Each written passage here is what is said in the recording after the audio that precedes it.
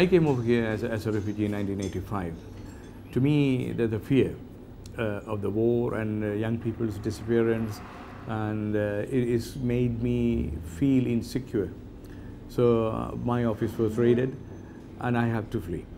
So I came here and my livelihood was affected, and I was not given the opportunity to my adulthood there.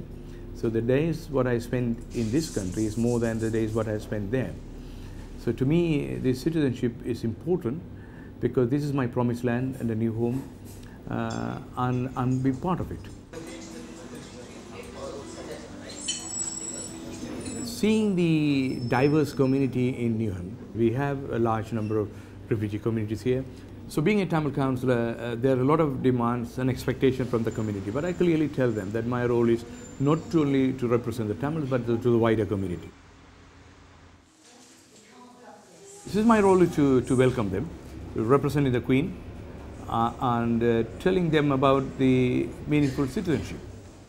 We have various nationalities come from Asia, Africa, Latin America, and Europe, from Australia, New Zealand, people, those who came here. And almost every week, at least one Sri Lankan or two Sri Lankans get the citizenship. When I talk about the community safety, the wider community safety is important for us. For me, your safety is important.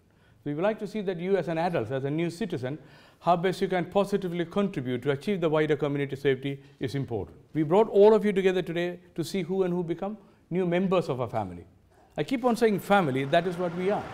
We are very proud of that. That is what we celebrate. Eid, Pongal, Guru Nanak's Day, Christmas, Diwali, everything we celebrate here. I feel British in many ways because the opportunities which was given to me and the role what I played. And within Europe, UK is the only country which appointed somebody to look after the Tamils in 1985. That was the first time an official been appointed to look after the Tamils in this country, meeting them individually or with the families and supporting them. So that's the beginning. So gradually the things change because large number of people started arriving here. Some of them was refused, some of them were deported at the time, and some of them were allowed to stay here. But the Tamils was not accepted as a persecuted race. Tamils was given an exceptionally remain in the early instance, and then gradually some of them was given refugee status, and then the policy changes, so many people have been accepted on a compassionate ground, on a humanitarian ground, to stay or remain here.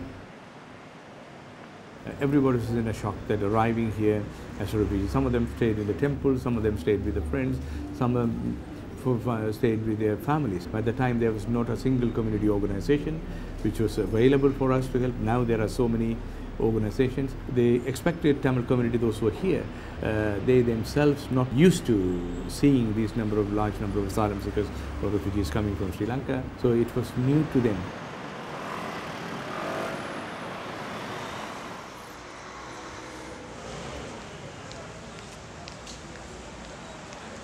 Diaspora, majority of them maybe not agree with me, right?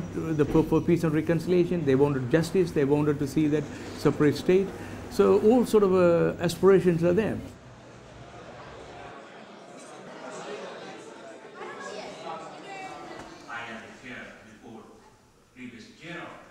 And then diaspora again divided here. You can see the transnational government is supported one group, and then another group supporting the BTF, and then the GTF, and other groups are there. Diaspora is not a threat. Diaspora is a real asset. We need to make sure that the diaspora also understand the need to support the initiatives to make sure the next generation has the opportunity in life.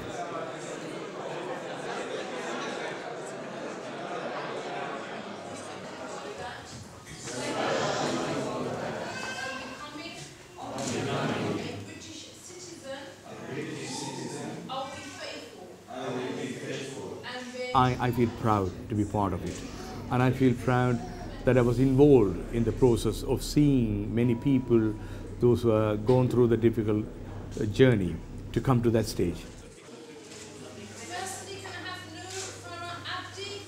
As an individual, as both Sathianesan, I can help and support, advise them, guide them and lead them into achieving their goals and aspirations in a democratic way.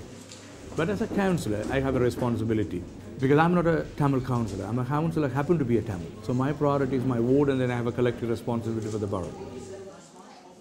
But there are times I think that I have a moral duty to help and support, to build a peace, a permanent peace. That could be achieved through the reconciliation process and the development. It's a fundamental human right for the child there to have access to education, training, employment, and having a life.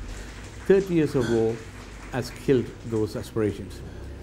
Now we don't want to poison the next generation. I want to see that how best I can play a part, using the experience what I gained here, giving them the hope of peace. That's what the young people want. That's what the next generation wants. We as an adults have gone through a difficult path and we have experienced the pain. That's enough. Let's bury that within us. But what we need to see is how best we can bring these people together to make sure they work to develop that country, to make sure that they deliver something in a constructive manner to rebuild that land. So that is what is important. That is what I am trying to play. I'm trying to be an advocate for peace and reconciliation.